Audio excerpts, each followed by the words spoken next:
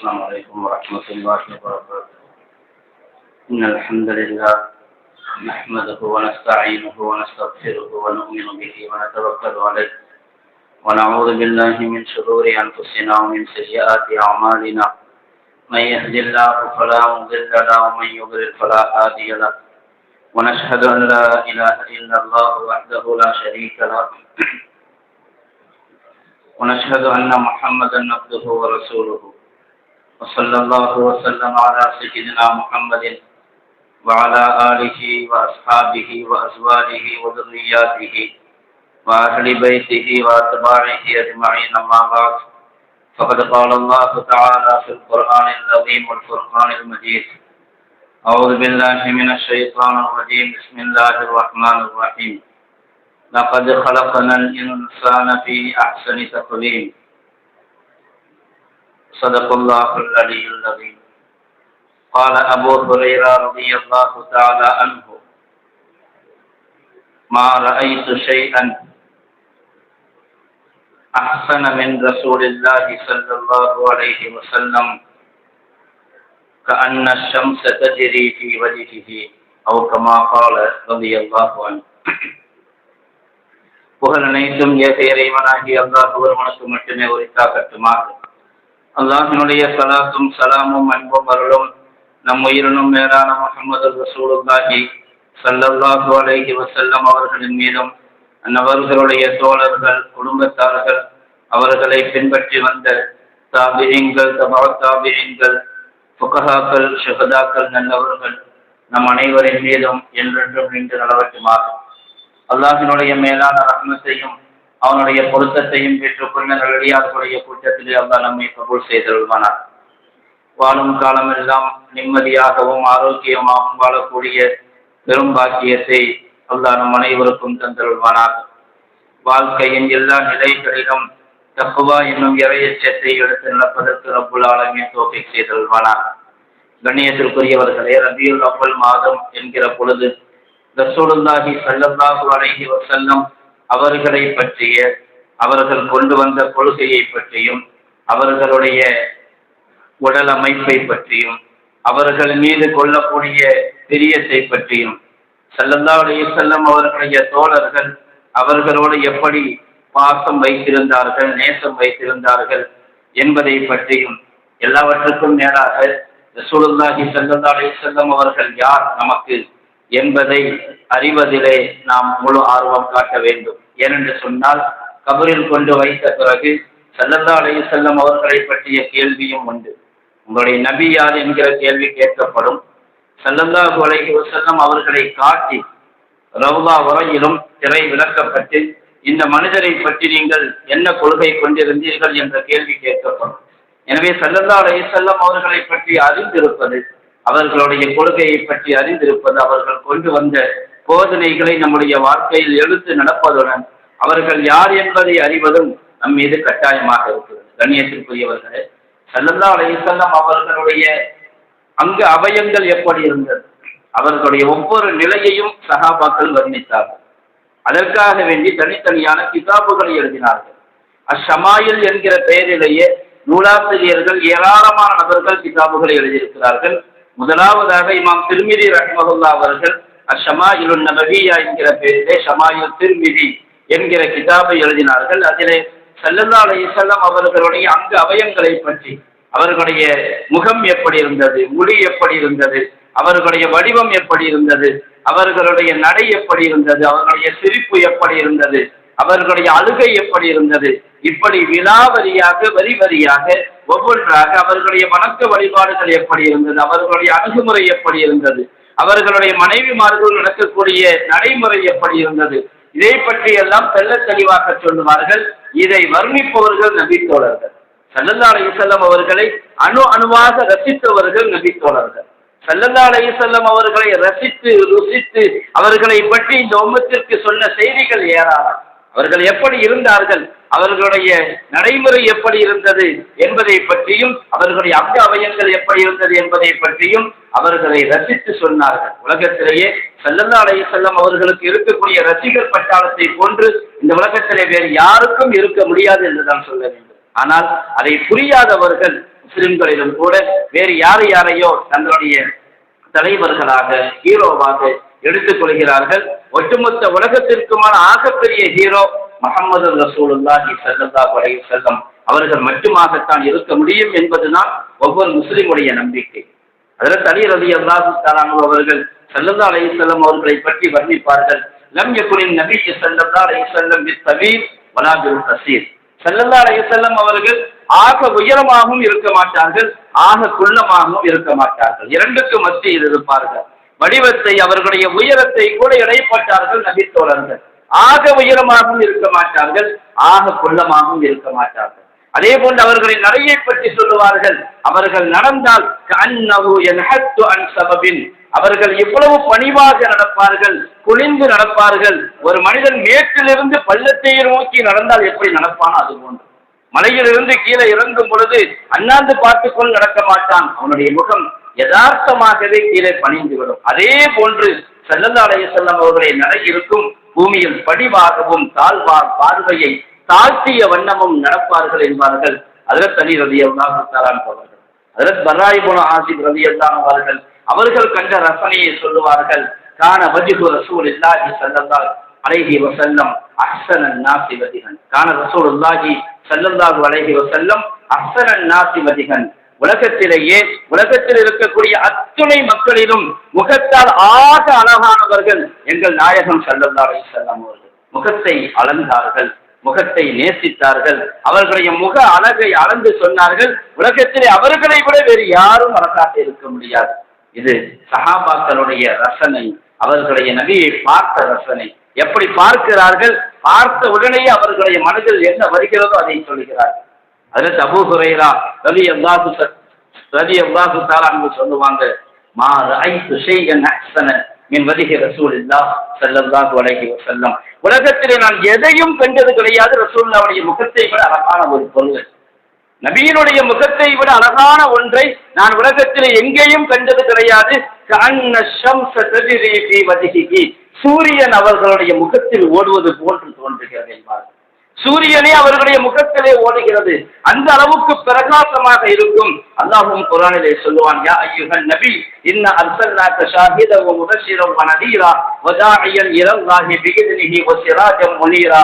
யா நபியே, உங்களை அச்சமூட்டி எச்சரிக்கை செய்யக்கூடியவராக அனுப்பியிருக்கிறோம், நபியாக அனுப்பியிருக்கிறோம், சாட்சியாளராக அனுப்பியிருக்கிறோம், சுபச்செய்தி சொல்லக்கூடியவராக அனுப்பியிருக்கிறோம், அல்லாஹ்வின் பக்கம் அழைக்கக்கூடியவராக உங்களை அனுப்பியிருக்கிறோம், சிராஜம் முனீரா, ஒளி கொடுக்கக்கூடிய விளக்காக அனுப்பியிருக்கிறோம் என்று அல்லாஹ் தஆலா குர்ஆனிலே சொல்லுவார். சஹாபாக்களை அப்படியே நேரில் கண்டார்கள்.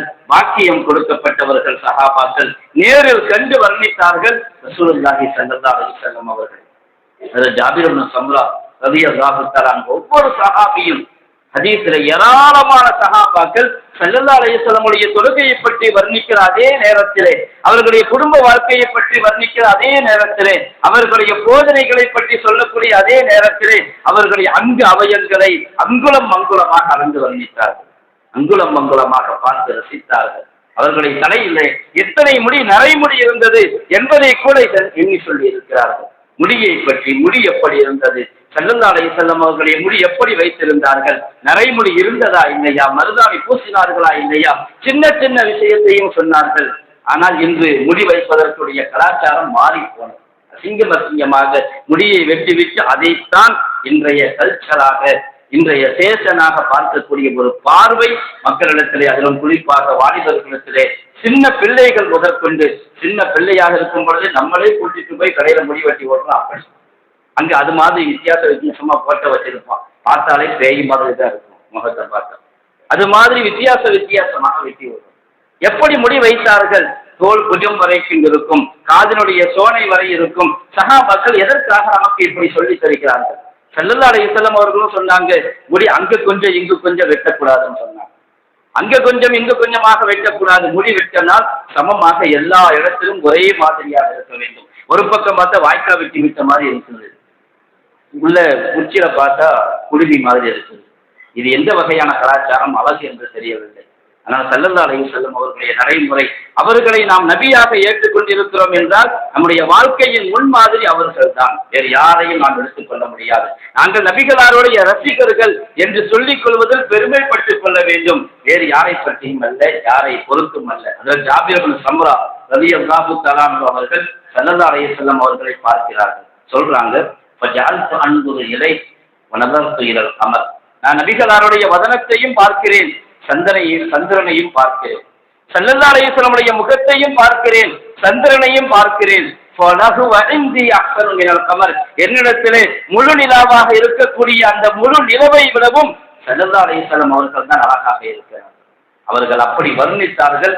வர்ணனை செய்யக்கூடிய கவிஞர்கள் நிறைய. ஆனால் ஸல்லல்லாஹு அலைஹி வஸல்லம் பார்த்த உடனேயே அவருடைய அழகு சந்திரனை விடவும் பௌர்ணமியை விடவும் அழகானது. நான் ஒரு முறை நபிகளாரின் முகத்தை பார்க்கிறேன், இன்னொரு முறை சந்திரனை பார்க்கிறேன். எனக்கு சந்திரன் அழகாக தெரியவில்லை, ஒளி பொருந்தியதாக தெரியவில்லை. நாயகம் ஸல்லல்லாஹு அலைஹி வஸல்லம் அவர்கள் அழகாக தெரிகிறார்கள். அப்படி வர்ணிக்கிறார்கள் என்று சொன்னால் நேரில் பார்த்து வர்ணித்து இந்த உம்மத்திற்கு ஒப்படைத்து சென்றிருக்கிறார்கள். ஸல்லல்லாஹு அலைஹி வஸல்லம் அவர்கள் எப்படி இருப்பார்கள் என்பதை பற்றி இந்த உம்மத்தினுடைய பொறுப்பு ஸல்லல்லாஹு அலைஹி வஸல்லம் வடிவத்தை நினைத்து, அவர்களுடைய உடல் அமைப்பை நினைத்து, அவர்கள் மீது ஏற்படக்கூடிய பாசம், அவர்களை எங்களால் பார்க்க முடியவில்லையே என்கிற கவலை, கியாமத்திலே ஸல்லல்லாஹு அலைஹி வஸல்லம் அவர்களோடு சோனத்தில் இருக்கக்கூடிய பாக்கியத்தை எல்லாம் நமக்கு தந்தருள்வார். கணியத்திற்குரியவர்களே, ஸல்லல்லாஹு அலைஹி வஸல்லம் அவர்களுடைய பேச்சை கேட்டு ஈமான் கொண்டவர்கள் உண்டு. ஒரு ஹதீஸ் சொல்லுவாங்க, அதை கேட்டு ஈமான் கொள்வாங்க. ஸல்லல்லாஹு அலைஹி வஸல்லம் அவர்களுடைய அக்லாக்கை பார்த்து ஈமான் கொண்டவர்களும் உண்டு. அவருடைய நல்ல குணத்தை பார்த்து ஈமான் கொண்டவர்களும் உண்டு. இன்னும் சில சமயங்களிலே குர்ஆனுடைய வசனங்களை பார்த்து ஈமான் கொண்டவர்கள் உண்டு. இன்னும் சில சமயத்திலே முஅஜிசாக்களை, அற்புதங்களை பார்த்து ஈமான் கொண்டவர்களும் உண்டு. ஆனால் சிலர் இப்படியும் ஈமான் கொண்டிருக்கிறார்கள், ஸல்லல்லாஹு அலைஹி வஸல்லம் முகத்தை பார்த்து மட்டுமே ஈமான் கொண்டார்கள். அவர்கள் குர்ஆனுடைய வசனங்களை கேட்கவில்லை, ஹதீஸை கேட்கவில்லை, ஸல்லல்லாஹு அலைஹி வஸல்லம் குணங்களை பார்க்கவில்லை, முஅஜிசாக்கள் என்னும் அற்புதங்களை பார்க்கவில்லை. பார்த்தது முகத்தை மட்டும். முகத்தை பார்த்த மாத்திரத்தில் நபி அவர்களுடைய முகமே ஒரு பெரிய முஅஜிசா. கண்டவர்கள் தெரியும், அதை ரசிக்கக்கூடியவர்களுக்கு தான் அது புரியும், எல்லோருக்கும் புரியாது. நபி அவர்களுடைய முகமே ஒரு முஅஜிசா. முகத்தை பார்த்து ஈமான் கொண்டவர்கள் உண்டு. அப்துல்லாஹ் இப்னு ஸலாம் ரலியல்லாஹு தஆலா அன்ஹு அவர்கள் யூதர்களுடைய பெரிய தலைவர். யூதர்கள் எல்லாம் புகழ்ந்தார்கள், கான சய்யிதனா இப்னு சய்யிதினா. அவர் யார்? இப்னு சய்யிதுனா இப்னு சய்யிதினா. அவர் எங்களுடைய தலைவர், அவருடைய தகப்பனும் எங்களுடைய தலைவர். அலமுனா, எங்களில் ஆக அறிந்தவர், வேதத்தை கற்றுணர்ந்தவர் அப்துல்லாஹ் இப்னு ஸலாம் ரலியல்லாஹு தஆலா அன்ஹு அவர்கள். யூத மத வேதத்தை நன்கு படித்திருந்தார், யூத மத அறிஞராக இருந்தார்கள். அவர்கள் மதத்தை, அவர்களுடைய வேதத்தை நன்கு படித்திருந்ததால் அவர்களுக்கு தெரியும் இப்படி ஒரு நபி வருவார்கள் என்று. ஸல்லல்லாஹு அலைஹி வஸல்லம் அவர்கள் மதீனாவுக்கு வந்தார்கள் மக்காவிலிருந்து. இந்த செய்தியை ஹஜ்ரத் அப்துல்லாஹ் இப்னு ஸலாம் ரலியல்லாஹு தஆலா அன்ஹு கேள்விப்படுகிறார்கள். நேராக ஸல்லல்லாஹு அலைஹி வஸல்லம் சன்னிதானத்திற்கு வந்தார்கள். ஸல்லல்லாஹு அலைஹி வஸல்லம் அவர்களை பார்க்கிறார்கள். அவங்க சொன்னாங்க, அவங்க ஈமானை ஏற்றுக்கொண்டார்கள், இஸ்லாத்தை ஏற்றுக்கொண்டார்கள். அவர்கள் இஸ்லாத்தை ஏற்றுக்கொண்ட பிறகு யூதர்கள் அவர்களை தூற்றினார்கள், அவர் மோசமானவர் என்றார். சய்யிதுனா என்று சொன்னவர்கள், எங்களுடைய தலைவர் என்று சொன்னவர்கள், இப்பொழுது அவர் கேலி பண்ண ஆரம்பிச்சாங்க, கேவலப்படுத்த ஆரம்பிச்சாங்க. ஏன்? ஈமான் கொண்டு விட்டார். அவங்க சொன்ன வார்த்தை என்ன தெரியுமா? ஃபலம்மஸ்தபன்து வஜ்ஹ ரசூலில்லாஹ் ஸல்லல்லாஹு அலைஹி வஸல்லம் அலிம்து அன்ன வஜ்ஹஹு லைஸ பிவஜ்ஹி கஸா. எப்பொழுது நபிகள் நாயகம் ஸல்லல்லாஹு அலைஹி வஸல்லம் முகத்தை கூர்ந்து கவனித்தேனோ, தெளிவாக பார்த்து உணர்ந்தேனோ, அழிந்து நான் அறிந்து கொண்டேன், அன்ன வஜ்ஹஹு லைஸ பிவஜ்ஹி கஸா. இந்த முகம் பொய்யருடைய முகம் அல்ல, இந்த முகம் பொய்யருடைய முகம் அல்ல.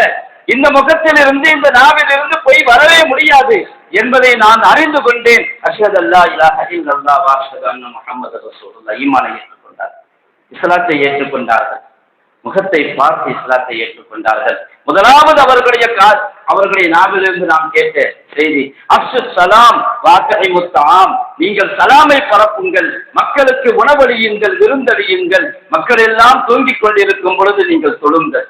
ஸல்லல்லாஹு அலைஹி வஸல்லம் அவர்களுடைய நாவிலிருந்து கேட்ட முதலாவது செய்தி என்றார்கள் அப்துல்லாஹ் இப்னு ஸலாம் ரலியல்லாஹு தஆலா அன்ஹு அவர்கள். கண்ணியத்திற்குரியவர்களே, முகத்தை பார்த்து ஈமான் கொண்டிருக்கிறார்கள் என்று சொன்னால், முகத்திலிருந்து நுபுவத்தினுடைய காற்று வீசிக் கொண்டிருந்தது. ஸல்லல்லாஹு அலைஹி வஸல்லம் முகத்திலிருந்து ஈமானுடைய தென்றல் வீசிக் கொண்டிருந்தது. முகத்தை பார்த்த மாத்திரத்தில் ஈமான். எத்தனையோ பேர் முகத்தை பார்த்து கேவலப்படுத்தியவர்களும் உண்டு. அல்லாஹ் அவர்களுக்கு தௌஃபீக் கொடுக்கவில்லை. ஸல்லல்லாஹு அலைஹி வஸல்லம் முகத்தை பார்த்தும் ஈமான் கொள்ளாமல் நாசமாகி போனவர்கள் உண்டு. சரித்திரத்திலே எதிரிகளாக மாறியவர்கள் உண்டு.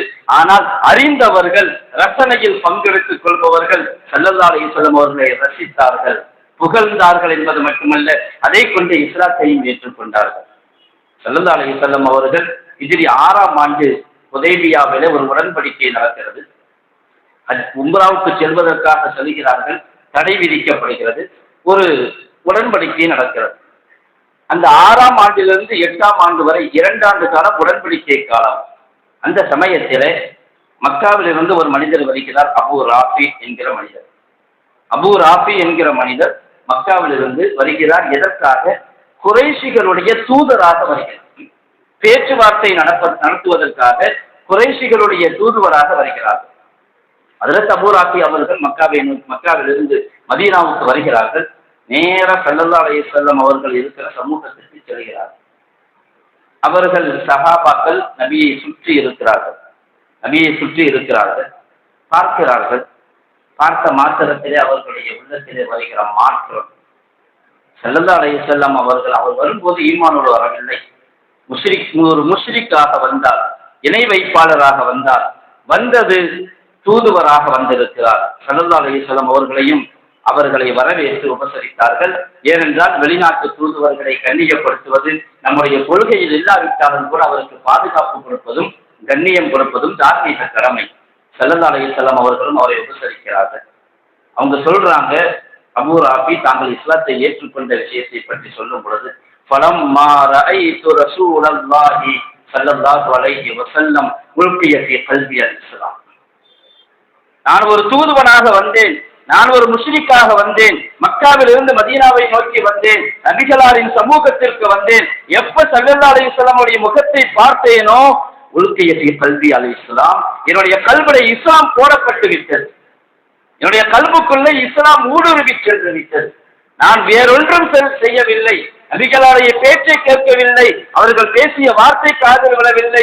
குர்ஆனுடைய வசனங்கள் காதில் விழவில்லை. அவர் மோஜிசாக்களை பார்க்கவில்லை. பார்த்தது ஆகப்பெரிய மோஜிசா ஸல்லல்லாஹு அலைஹி வஸல்லம் முகத்தை பார்த்தார்கள். உல்கிய ஃபீ கல்பி இஸ்லாம், என்னுடைய உள்ளத்துக்குள்ளே இஸ்லாம் ஊடுருவி சென்றது. அப்பொழுதே நான் ஷஹாதத் கலிமா சொல்லிவிட்டேன். சொன்னாங்க அபூ ராஃபி ரலியல்லாஹு தஆலா அன்ஹு, யா ரசூலல்லாஹ் லா அர்ஜிஉ இலைஹிம் அபதா, என்ன தயவு செஞ்சு திருப்பி அனுப்பிடாதீங்க மக்காவுக்கு. நான் இனிமே மக்காவுக்கு போகவே மாட்டேன். நான் மக்காவுக்கு இனிமே போக மாட்டேன். ஏனென்றால் நான் இஸ்லாத்தை ஏற்றுக்கொண்டு விட்டேன், உங்களோடு இருக்கிறேன். வரும்போது தூதுவராக வந்தார், ஒரு முஸ்லிக்காக வந்தார், வந்து இஸ்லாத்தை ஏற்றுக்கொண்டால் நான் போக மாட்டேன்னு சொன்னார். ஸல்லல்லாஹு அலைஹி வஸல்லம் சொன்னாங்க, இன்னி லா அஹீசு பில்லாஹ் வலா அஹ்திசுல் பர். எப்பா, நான் உன்னை அங்க வைக்க முடியாது. ஏனென்றால் இது ஒப்பந்த காலம். யாராவது மக்காவிலிருந்து மதீனாவுக்கு வந்தால் அவரை திருப்பி அனுப்ப வேண்டும் என்று நான் ஒப்பந்தம் செய்திருக்கிறேன். நான் ஒப்பந்தத்தை முறித்துக் கொள்ள முடியாது. ஒருவர் இஸ்லாத்திற்கு வருகிறார் என்பதற்காக நாம் ஒப்பந்தத்தை முறிக்க முடியாது. ஒருவர் இஸ்லாத்தின்படி வாழ முயற்சிக்கிறார் என்பதற்காக ஷரியத்திற்கு மாற்றம் செய்ய முடியாது. நல்லதொரு பழக்க வழக்கத்தை, கலாச்சாரத்தை படித்து கொடுத்திருக்கிறார்கள் ஸல்லல்லாஹு அலைஹி வஸல்லம் அவர்கள். நல்ல காரியம் நடக்கணுங்கிறதுக்காக பாவம் செய்யக்கூடாது. நல்லதுதான் நடக்க போகுதுன்றதுக்காக தவறான வழியில் போகக்கூடாது. போகிற வழி சரியாக இருக்கணும். சொன்னாங்க, நான் ஒப்பந்தத்துக்கு மீற முடியாதுன்னு சொன்னாங்க. ஒப்பந்தம் செஞ்சிருக்கிறேன் மக்கா காப்பிர்கள்ட்ட, நீங்க திரும்பி போயிருங்க. இரண்டாவது, நீங்கள் தூதுவராக வந்திருக்கிறீங்க. ஒரு தூதுவரை பிடித்து வைப்பது முறை அல்ல. ஒரு நாட்டினுடைய தூதர் நீங்க, நான் உங்களை திருப்பி அனுப்பி ஆகும். இறுதி இலையும் நீங்க திரும்பி போயிருங்க. அங்க போன பிறகு இப்ப இருக்கிறவங்க கல்வில இருக்கிற இஸ்லாம் இருக்கிறையானால் திரும்ப வாங்கன்னு சொன்னாங்க. போயிட்டாங்க அபூ ராஃபி. போயிட்டு திரும்ப வந்தாங்க. முஸ்லீம் ஆகி மதீனாவிலேயே இருந்தார்கள். அவர்கள் இஸ்லாத்தை ஏற்றுக்கொண்டதற்கு காரணம் ரசூலுல்லாஹ்வுடைய முகத்தை பார்த்தேன் என்றார்கள். கண்ணியத்திற்குரியவர்களே, சஹாபாக்கள் அப்படி ரசித்தார்கள். ஒரு சஹாபி வந்தாங்க, சௌபான் ரலியல்லாஹு, யா ரசூலல்லாஹ் இன்னி அஹப்பு, நான் உங்களை இவ்வளவு நேசிக்கிறேன். என்னை விடவும், என்னுடைய பிள்ளைகளை விடவும், என்னுடைய செல்வத்தை விடவும், யாவற்றை விட உங்களை நேசிக்கிறேன். ஞாபகம் வந்தால் உங்களை வந்து பார்க்கிறேன். ஆனால் உங்களுடைய மரணத்தையும் என்னுடைய மரணத்தையும் நினைத்தால் எனக்கு கவலையாக இருக்கிறது. உங்களை நான் பார்க்க முடியாதோ? நீங்க சொர்க்கத்துக்கு போவீங்கன்னா நபிமார்களுடைய உயர்ந்த அந்தஸ்து, உயர்ந்த இடத்திற்கு போயிருவீங்க. நான் எப்படி அங்க வர முடியும்?